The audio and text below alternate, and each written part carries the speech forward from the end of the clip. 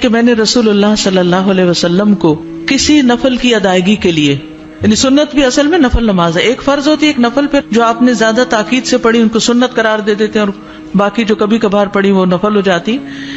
کسی نفل کی ادائیگی کے لیے اتنی جلدی کرتے نہیں دیکھا جتنی جلدی آپ نماز فجر سے پہلے 2 رکعتوں کے لیے کرتے تھے.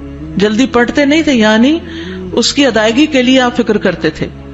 حضرت عائشہ ہی سے روایت ہے کہ نبی صلی اللہ علیہ وسلم نے طلوع فجر کے وقت 2 رکعت نماز، یعنی فرض کی بات ہے یہاں، آپ نے 2 رکعت نماز پڑھنے کی شان کے بارے میں فرمایا کہ ان کو پڑھنا میرے نزدیک ساری دنیا سے زیادہ محبوب ہے.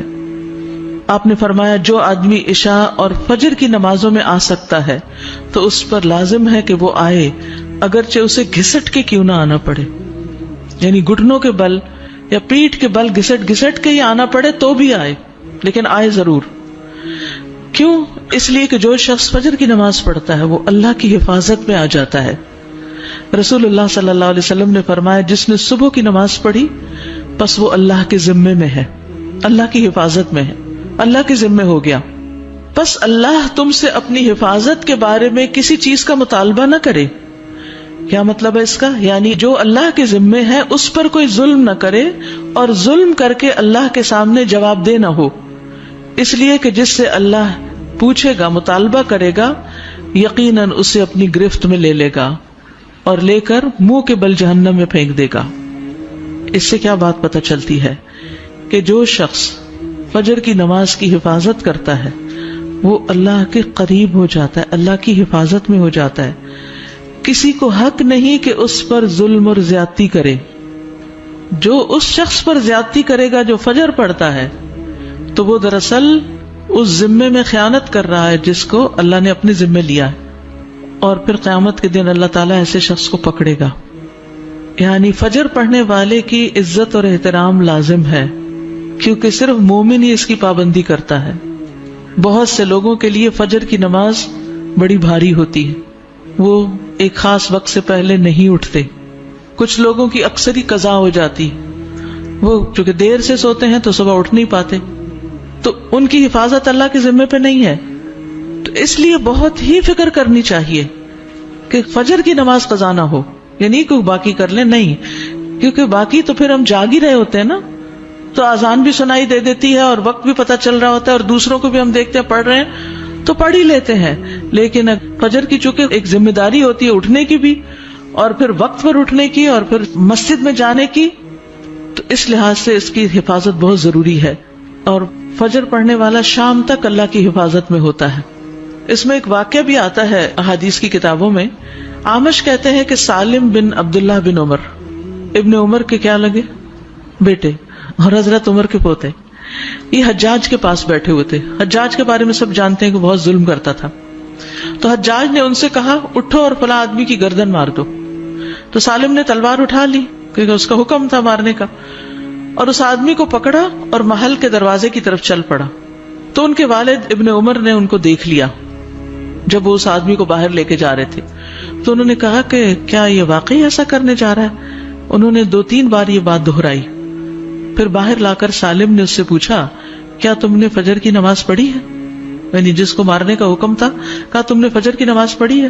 اس نے کہا ہاں. سالم نے کہا پھر تم جس راستے سے جانا چاہتے ہو چلے جاؤ، اور وہ واپس آئے اور تلوار پھینک دی. حجاج نے ان سے پوچھا کیا تم نے اس کی گردن اڑا دی؟ انہوں نے جواب دیا نہیں. حجاج نے پوچھا کیوں؟ سالم نے جواب دیا میں نے اپنے والد کو یہ کہتے ہوئے سنا ہے کہ رسول اللہ صلی اللہ علیہ وسلم نے فرمایا جس نے فجر کی نماز ادا کی وہ اللہ کی حفاظت میں ہے یہاں تک کہ شام ہو جائے. تو ان کے والد نے ان سے کہا کہ سمجھدار رہو، میں نے تمہارا نام اسی لیے سالم رکھا کہ تم سلامت رہو، یعنی اللہ کے ذمے کے اندر خیانت نہ کرو. تو بہرحال اس سے یہ پتہ چلتا ہے کہ انسان سے بڑے بڑے حادثے، بڑی بڑی مصیبتیں ٹل جاتی ہیں جب وہ فجر کی نماز کی حفاظت کرتا ہے. اب تو الحمدللہ ہر شخص کے موبائل پر الارم ہوتا ہے اور موبائل ہر شخص کے سرہانے ہوتا ہے، تو کوئی بھی یہ نہیں کہہ سکتا کہ میں صبح نہیں اٹھ پایا. 1 نہیں 2 3 الارم لگا لیں، 5 منٹ کے وقفے پہ رکھ لیں اس کو، کیونکہ جو شخص یہ 2 نمازیں پڑھے گا، بخاری میں آتا ہے، وہ جنت میں داخل ہوگا. ایک اور روایت میں آتا ہے وہ آدمی ہرگز دوزخ میں نہیں جائے گا جس نے سورج نکلنے سے پہلے اور سورج کے غروب ہونے سے پہلے نماز پڑھی، یعنی فجر اور عصر کی. اور پھر آپ نے فرمایا ان نمازوں میں سستی نہ کرو اگر تم اللہ کا دیدار کرنا چاہتے ہو، اس طرح کہ جیسے تم 14ویں کے چاند کو دیکھتے ہو اور تمہیں کوئی دھکم پیل کا بھی واسطہ نہیں پڑے گا. یعنی جو ان نمازوں کی حفاظت کرتا ہے وہ اللہ کے دیدار کے قابل ہوگا. اور پھر بعض اوقات لوگ رات قیام کرتے رہتے ہیں، آخر حصے میں سو کے فجر قضا کر دیتے ہیں. کیا ہے تہجد کے لیے اٹھے تھے وہ آنکھ نہیں پھر کھلی فجر کے لیے، تو یہ نہیں ہونا چاہیے. عمر رضی اللہ عنہ کہتے ہیں میں صبح کی نماز با جماعت پڑھوں یہ مجھے اس سے زیادہ محبوب ہے کہ میں ساری رات قیام کروں. ساری رات کے نوافل سے زیادہ محبوب ہے کہ فجر کی نماز جماعت کے ساتھ. ہاں منافق پر فجر کی نماز بھاری ہوتی ہے، تو منافقت سے نکلنے کے لیے، نفاق سے نکلنے کے لیے اس نماز کی پابندی ضروری ہے. ابی بن کعب کہتے ہیں ایک روز رسول اللہ صلی اللہ علیہ وسلم نے ہمیں صبح کی نماز پڑھائی. اس کے بعد فرمایا کیا فلاں حاضر ہے؟ لوگوں نے کہا نہیں. آپ نے پوچھا کیا فلاں آیا ہے؟ لوگوں نے کہا نہیں. آپ نے فرمایا بلا شبہ یہ دو نمازیں منافقوں پر سب سے بھاری ہیں، سب نمازوں سے زیادہ بھاری، یعنی فجر اور عشاء. اور اگر تمہیں معلوم ہو کہ ان میں کیا کچھ اجر و ثواب ہے تو تم ان میں ضرور آؤ، خواہ گھٹنوں کے بل ہی کیوں نہ آنا پڑے.